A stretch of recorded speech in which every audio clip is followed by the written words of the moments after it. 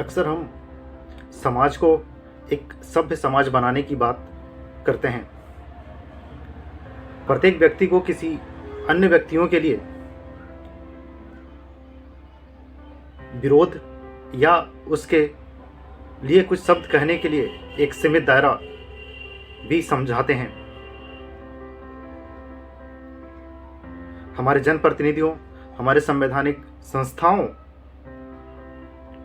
की भी एक नियम कानून के अंतर्गत रहकर काम करने की आज़ादी दी गई है। प्रत्येक व्यक्तियों को कुछ नियम कानून के दायरे में रहकर ही अपने सारे कृत्यों को,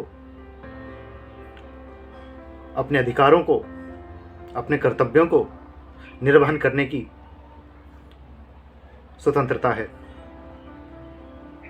पर आपने सोचा है कि ये सारी व्यवस्थाएं, ये सारे नियम कानून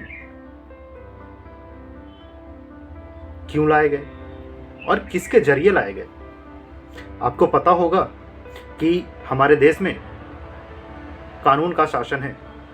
कानून का शासन कहने का अर्थ है हमारा देश भारत संविधान के अंतर्गत चलता है। आज हम इसी संविधान की आवश्यकताओं के ऊपर चर्चा करेंगे। नमस्कार। संविधान की जरूरत प्रत्येक देश को क्यों पड़ती है, इसकी विभिन्न बिंदुओं को समझेंगे और इसके बारे में चर्चा करेंगे। आइए शुरू करते हैं। आधुनिक देशों के प्रत्येक समाज में अलग अलग समुदाय के लोग रहते हैं। इन सारे समुदायों को एक साथ रहने के लिए आपसी सहमति द्वारा बनाए गए मूलभूत नियमों को लिखित या मौखिक रूप से दस्तावेजों के जरिए संकलित किया जाता है, जिसे ही हम संविधान कहते हैं। आज पूरी दुनिया में ज़्यादातर देशों के पास अपना संविधान है। आमतौर पर यह देखने को मिलता है कि लोकतांत्रिक देशों के पास उनकी संविधान या तो लिखित रूप में या मौखिक रूप में उपलब्ध हैं। परंतु इसका यह मतलब नहीं है कि जो लोकतांत्रिक देश नहीं हैं उनका अपना संविधान नहीं होगा। वहाँ के राजतंत्र व्यवस्थाओं या अन्य व्यवस्थाओं के जरिए कुछ नियम कानून बनाए जाते हैं, जिसके जरिए वो देश चल रहा होता है। लोकतांत्रिक व्यवस्थाओं को सुचारू रूप से चलाने तथा अपने लोकतांत्रिक मूल्यों को स्थापित करने के साथ साथ संविधान कई अन्य उद्देश्यों को पूर्ति करता है। हम इसी उद्देश्यों को अन्य बिंदुओं के माध्यम से समझने का प्रयास करेंगे। सबसे पहले, संविधान उन आदर्शों को सूत्रबद्ध करता है जिनके आधार पर नागरिक अपनी इच्छा और सपनों के अनुसार अपने समाज का मूलभूत स्वरूप को स्थापित करते हैं। कहने का अर्थ यह हुआ कि किसी भी देश या किसी भी समाज के लोग अपने देश में किस प्रकार की व्यवस्थाएं चाहते हैं, उसके लिए यह संविधान बनाया जाता है। इसे हम उदाहरण के जरिए समझते हैं। आप यह देखें कि संविधान नियमों का एक समूह है जिसको एक देश के सभी लोग अपने देश को चलाने की पद्धति के रूप में अपनाते हैं। हमारा एक पड़ोसी देश नेपाल की एक घटना से हम इस चीज़ को समझते हैं। जैसे कि नेपाल में अभी तक 1990 के दशक तक राजतंत्र की व्यवस्था थी। इस राजतंत्र के विरुद्ध 2006 में राजा की सत्ता को खत्म कर वहाँ पर लोकतंत्र की स्थापना की गई। अब इसके अनुरूप एक संवैधानिक व्यवस्था की भी मांग शुरू हो गई। वहाँ के लोग नए संविधान की मांग करने लगे, जिसके पश्चात वर्ष 2005 में 2015 में यहाँ पर एक नए संविधान का प्रारूप तैयार किया गया। वहीं अगर हम खुद अपने देश की बात करें तो हमारा देश लगभग 150 से अधिक वर्षों तक अंग्रेज़ों का गुलाम रहा।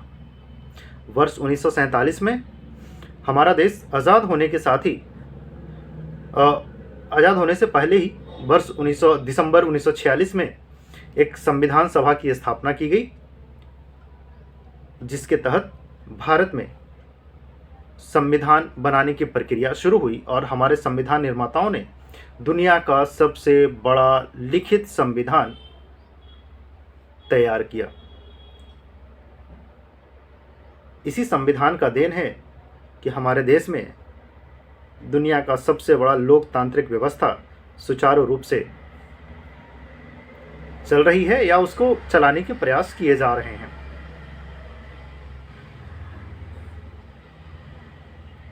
अगले बिंदु को समझते हैं। जैसे प्रत्येक लोकतंत्र में जनता अपने प्रतिनिधियों को चुनती है, अतः प्रतिनिधियों द्वारा सत्ता का दुरुपयोग एवं विकृतियों से बचाव के उपाय इन संविधानों में मिलता है। अर्थात हमारे जो सांसद, विधायक या अन्य जनप्रतिनिधि जो चुनकर संसद में या विधानमंडल में जाते हैं, वो अपने सत्ता और शक्तियों का दुरुपयोग ना कर सकें, इसके लिए संविधान में कुछ नियम रखे गए हैं, जिसके अंतर्गत उन्हें कार्य करना होता है। किसी देश के सभी नागरिकों को जन्म, धर्म, नस्ल, जाति, लिंग आदि के आधार पर कोई भेदभाव ना हो सके तथा सबको समान अधिकार मिल सके, यह भी संविधान द्वारा सुनिश्चित किया जाता है। जैसे किसी भी सरकारी नौकरियों में किसी जाति, धर्म के आधार पर किसी प्रकार की भेदभाव नहीं किए जाते हैं।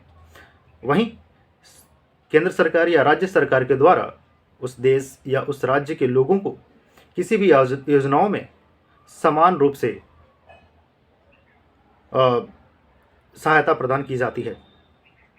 इसमें किसी भी प्रकार का भेदभाव सरकार नहीं कर सकती है।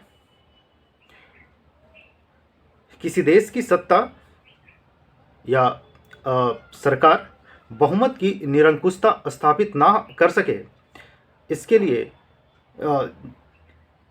इसके लिए संविधान में कुछ प्रावधान किए गए हैं।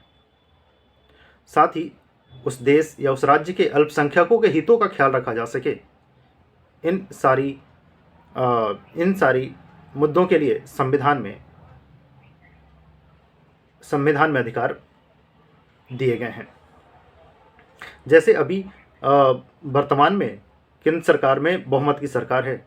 अक्सर विपक्ष के द्वारा ये आरोप लगाए जाते हैं कि अगर तीसरी बार मोदी की सरकार या केंद्र की सरकार या बीजेपी की सरकार अगर बहुमत में आती है तो हमारे देश से लोकतंत्र खत्म हो जाएगा या एक निरंकुश शासक के रूप में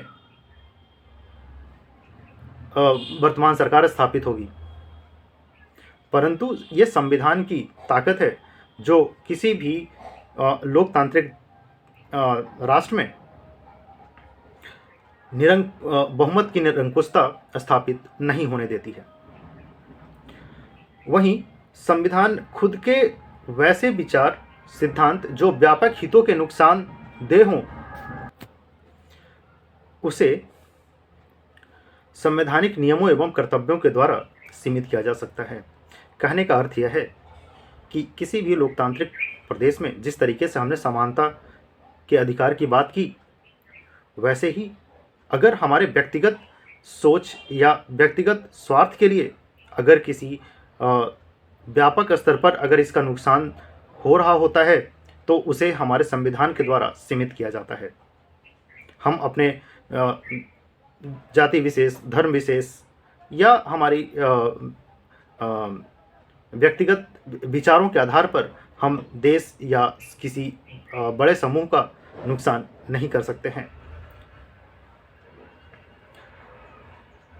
अतः इन सारी बिंदुओं को ध्यान से देखने पर यह स्पष्ट होता है कि एक अच्छा संविधान देश की